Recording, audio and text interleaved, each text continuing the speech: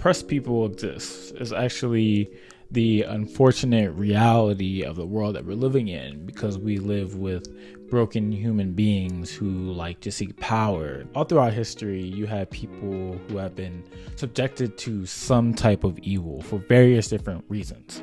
The color of their skin, the belief about their ethnicity, the pure desire to dominate a certain group of people because another group believes something superior about themselves compared to others. But what happens when people who were once oppressed, killed, dominated for who they are, begin to be the ones who have power?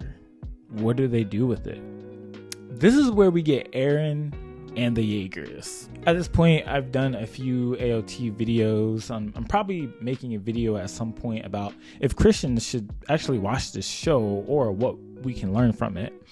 But I have a particular beef with Eren, mainly because of how he destroyed most of the world, only later to have Paradise Island be eradicated anyway. Usually when I say this, people make the argument that he only wanted Mikasa, Armin, Jean, and the rest of his friends at that current time to be safe. And it doesn't really make sense, because the idea of wanting the people that are closest to you free is that you also want the generation after them to also be free. I guess real life logic doesn't actually make that much sense in anime logic. Like, what was the point? I've never had beef with an anime character so much. But after Eren and the rest of the squad find out that they aren't the only humans left in the world, and that their enemies are actually across the sea, and that there's a whole other nation, Marley, that seeks to destroy the Eldians of Paradise Island. But not just the Eldians of Paradise, they also oppress and take advantage of the Eldians of Marley as well, placing them in internment zone camps and things like that, using them as pawns in their war to turn them into titans to make the rest of the world fear them.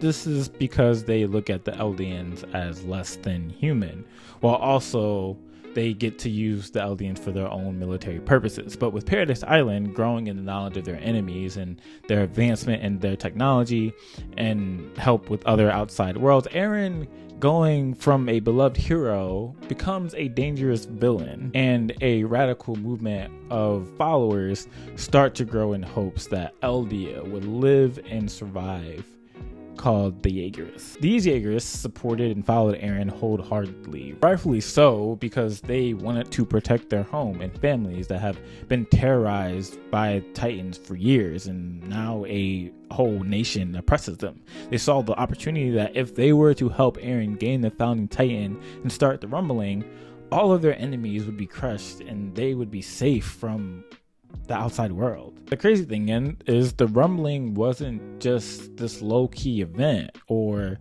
something you just take out just a nation. The rumbling meant the end of the world. The rumbling meant that every single colossal titan in the world and the walls would kill everyone and everything if triggered by the founding titan. Everyone, people, not even involved in the persecution and oppression of the Eldians of Paradise would be destroyed, because the goal was to eliminate any threat possible that would deter Eldians of Paradise from surviving. This even meant the Eldians and Marley, babies, children, men, women, cats, dog, everyone, everything not Eldian, and specifically from Paradise Island. Their lives were in jeopardy for the sake of the security and advancement of the Eldians of Paradise Island. But the good thing is that even Eren's own friends were not on board with the idea of Eren destroying the world, and throughout the rest of the show that took forever to end, they were ready to stop him, and eventually they did, with Mikasa, his love interest, cutting off his head and awkwardly kissing Eren's dead head. Yeah, and making me weird sometimes. There are a lot of underlying themes in this anime: fascism, racism, oppression, killing of the innocent for pursuing greater cause, all of which are real life things that are happening today. And some fans say that Eren constantly did nothing wrong, that he only did what he did, killing 80% of humanity because of Armin, Mikasa, and his friends, vengeance for his mom, who he actually caused to be killed in the first place. But this isn't a great argument. It never was, especially because we wouldn't give the same sympathy and arguments for things that happen in real life. For example, there's a rule in a war. I've never been in one. I don't want to go to one. But generally, it is assumed that when you are engaging in war, that civilians, people who are not readily and actively participating in the involvement of the war, are to be considered somewhat non-combatants, and that there is no justification to their harm. For example, the U.S. atomic bombing of Japan, that was a violation of people's human rights, where they mostly took the lives of innocent civilians. There's other things that are happening also in the world that fall under this, but Aaron's rumbling was that there were plenty of other things that Aaron could have done that didn't suggest the eradication of the entire human race, like targeting Marley alone, like his friend Armin suggested. But nah, this man said some dumb one-liner like, "I'm a slave to freedom," and committed a whole crime against humanity that he himself doesn't pay for. Armin, Mikasa, Jean, Connie, all of their descendants and the rest of Paradise Island end up paying for it. Which brings me to the main reason why I'm making this video. Oppressed people, although oppressed, have the opportunity, or can have the opportunity, to be free from their oppressor and somewhat establish themselves, have freedom, have dignity, worth, and value, because that is what we are automatically given, because every human being is made in God's image no matter what. But because we live in a sinful world, all of us are broken, and this world is broken. The hearts of man at their core are evil.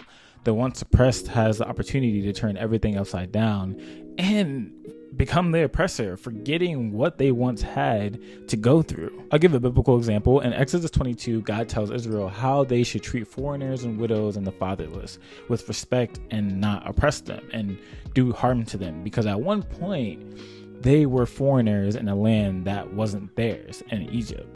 Or in Matthew 18, with Jesus telling the parable of the unforgiving servant, where you have a servant who had a huge debt to a king and he couldn't pay, but the king granted that servant mercy and forgave his debt. But that servant who was forgiven found someone who also owed him money. And he did this. He found one of his fellow servants who owed him 100 silver coins. He grabbed him and began to choke him. "Pay back what you owe," he demanded. His fellow servant fell to his knees and begged him, "Be patient with me, and I will pay it back." But he refused. Instead, he went off and had the man thrown into prison until he could pay the debt. This is a parable about how we should forgive people because God has mercifully and graciously forgiven us our sin because we don't deserve it. But you see how the servant was once in the position of the person he threw in jail, and he wasn't willing to forgive his fellow man because he forgot where he was before. That's what I mean when the oppressed abuse their power. They forget at one point they were also bounded, but yet seek their freedom to do the same thing that they were held to. We even do this in our own lives, in our Christian lives, where the freedom that we now have in Christ, we sometimes use to take advantage of others, to do what we want, to treat people any type of way because of freedom. But God doesn't call us to that. Ephesians 5:13-14 says, "For you were called to freedom, brothers, only do not use your freedom as an opportunity for the flesh, but through love serve one another, for the whole law is fulfilled in one word. You shall love your neighbor as yourself." Because of what Jesus has done on the cross for us in his life, death, burial, and resurrection, we now have a new freedom found in Christ. Freedom from not being bound by our flesh, but freedom to act in the spirit, to love and joy and peace. The freedom to love others as ourselves, not using our freedom and power to do to others what we like. And definitely not to use our idea of freedom to cause a rumbling and kill innocents like Aaron, because that's kind of wild. Friends, I want to highlight this because if you're a Christian, we were once a certain way, bound as slaves to sin, but now we have freedom in Christ, who has freed us to himself. Let us not abuse our freedom by treating others a certain way we would not want to be treated. Instead, let us use our freedom to serve other people, to love other people well. Because if we don't, we will constantly find ourselves in the same cycle of oppression, being the oppressor, and so on and so forth. And the cycle of hatred, the cycle of things that are happening that are bad in the world, of using our freedom, of using our power to oppress other people, will continue to happen. I'll catch you in the next video.